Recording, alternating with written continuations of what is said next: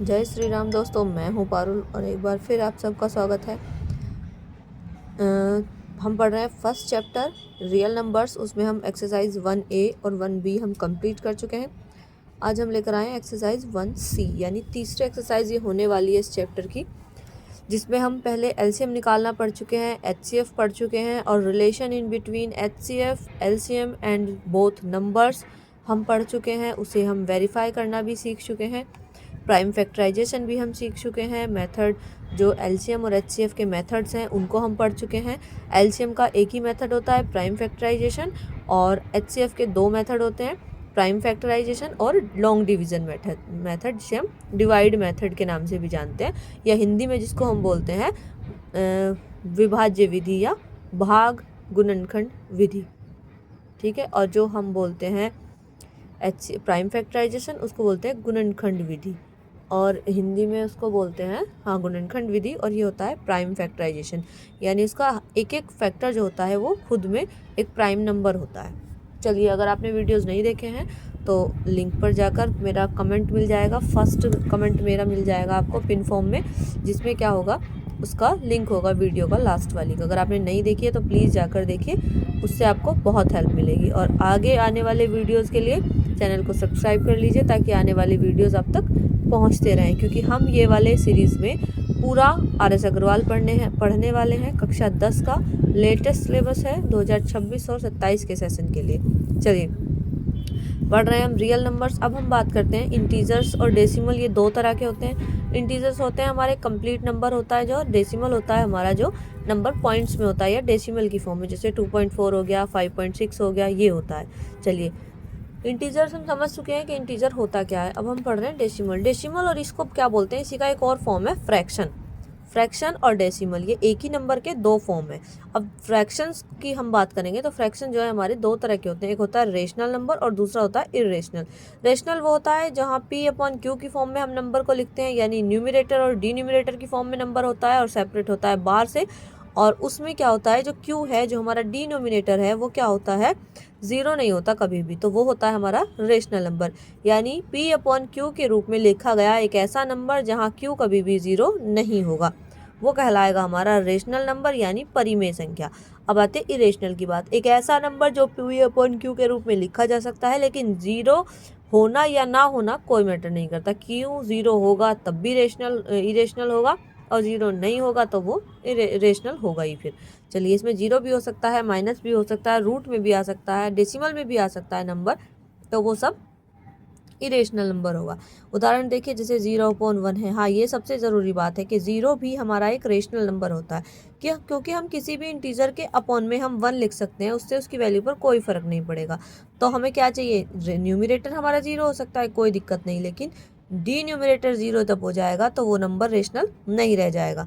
अब यहाँ हमारा क्या है, 1 क्या है, रेशनल डी न्यूमिरेटर है, और न्यूमिरेटर क्या है हमारा, ज़ीरो। तो ये क्या होता है दोस्तों, ये हमारा एक रेशनल नंबर यानी एक परिमेय संख्या ही कहलाती है। चलिए, अब आया decimal form of rational number. भाई, रेशनल नंबर की डेसिमल फॉर्म, भाई जब हमें पता है किसी एक ही नंबर के दो रूप हैं, ये डेसिमल और फ्रैक्शन, तो हम उसी नंबर को डेसिमल और फ्रैक्शन दोनों में चेंज भी कर सकते हैं ना, कन्वर्ट कर सकते हैं, डेसिमल टू फ्रैक्शन और फ्रैक्शन टू डेसिमल। अब decimal form of rational number, क्योंकि रेशनल नंबर जो है वो फ्रैक्शन की फॉर्म में होता है, तो इसे जब हम डेसिमल में चेंज करेंगे तो क्या होगा भाई, जैसे 2/3 है, इसको हम डिवाइड करेंगे, 3 से डिवाइड कर देंगे, आंसर मिल जाएगा 0.66, और 6 क्या है, रिपीटेड फॉर्म में है, तो ये क्या मिलेगा हमें, डेसिमल फॉर्म मिलेगा उसका। अब इसमें एक और ज़रूरी चीज़ है, ये जो रेशनल नंबर है वो कभी भी टर्मिनेटिव भी हो सकता है, नॉन टर्मिनेटिव भी हो सकता है, और रिपीटिंग भी हो सकता है, और नॉन रिपीटिंग भी हो सकता है। ठीक है, ऐसा नहीं है कि ये टर्मिनेटिंग ही होगा या टर्मिनेटिव ही होगा, तो ये रिपीटिंग भी हो सकता है और नॉन रिपीटिंग भी हो सकता है। अगर किसी केस में Q जो है वो 2 की पावर n इंटू 5 की पावर n की फॉर्म में है, तब हमारा क्या होगा, ये नॉन रिपीटिंग होगा। अदरवाइज जो हमारा डेसिमल होगा वो रिपीटिंग फॉर्म में होगा। ठीक है, कब होगा हमारा ये डेसिमल जो है नॉन रिपीटिंग, जब Q की वैल्यू हमारी, जो हमारा डिनोमिनेटर है, वो 2 की पावर 5 इंटू 2 की पावर n इंटू 5 की पावर n के रूप में होगा, यानी 5 दूनी 10, और 10 के लास्ट में क्या है, 1 प्लेस पे क्या आएगा, 0 आएगा। तो ये जो 0 वाला है 10 होता है, 20 होता है, 30 होता है, ये क्या कर देते हैं, किसी भी नंबर को ये टर्मिनेट कर देते हैं, 0 रिमाइंडर दे देते हैं। ठीक है, चलिए आगे बढ़ते हैं एक्सरसाइज की तरफ। भाई ये है हमारा एक्सरसाइज 1C। पहला क्वेश्चन क्या कहता है देखते हैं। Without actual division so that each of the following rational number is a terminating rational number. भाई कह रहा है कि बिना एक्चुअल डिवीजन के, बिना भाग विधि से, बिना भाग किए हमें बताना है कि जो नंबर्स हमें दिए हैं वो रेशनल नंबर जो है वो टर्मिनेटिंग है या नॉन टर्मिनेटिंग है। चलिए अब हम देखते हैं।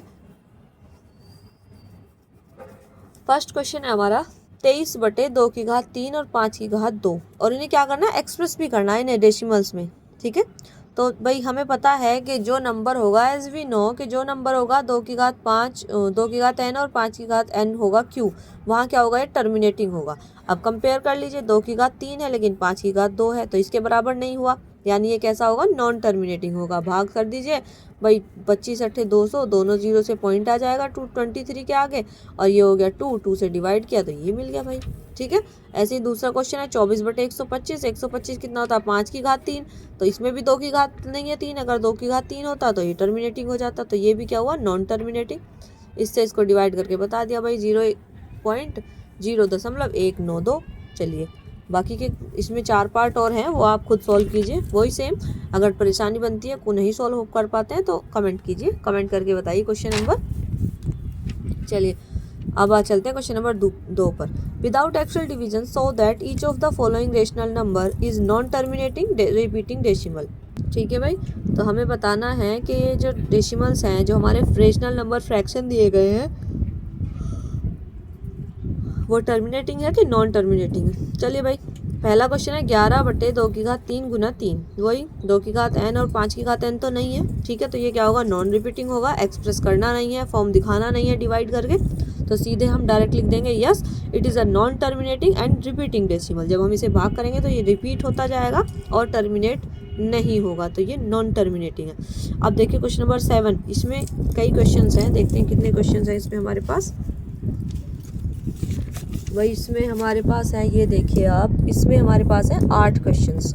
ठीक है, तो मैंने पहला सॉल्व किया है और फिर क्या है 7th, यानी 29/343। चलिए देखते हैं 343 को, क्या है 29/343। अब 343 क्या होता है, 7 की क्यूब होता है, तो 7 की क्यूब है, 2 की क्यूब तो नहीं है, 5 की क्यूब तो नहीं है, तो ये क्या होगा भाई, लिखिए simple, it is a non terminating and repeating decimal.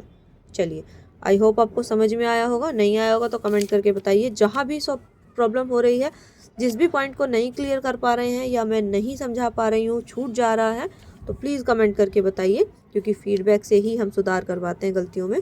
चलिए आगे चलते हैं क्वेश्चन नंबर 3 पर। देखिए ये है question number 3। Express each of the following as a fraction in simplest form. भाई दिया हुआ है फ्रैक्शन डेसिमल को और हमें सिंपलेस्ट फॉर्म में लिखना है। चलिए ये देखिए, सबसे पहले दिया x = 0.8 बार।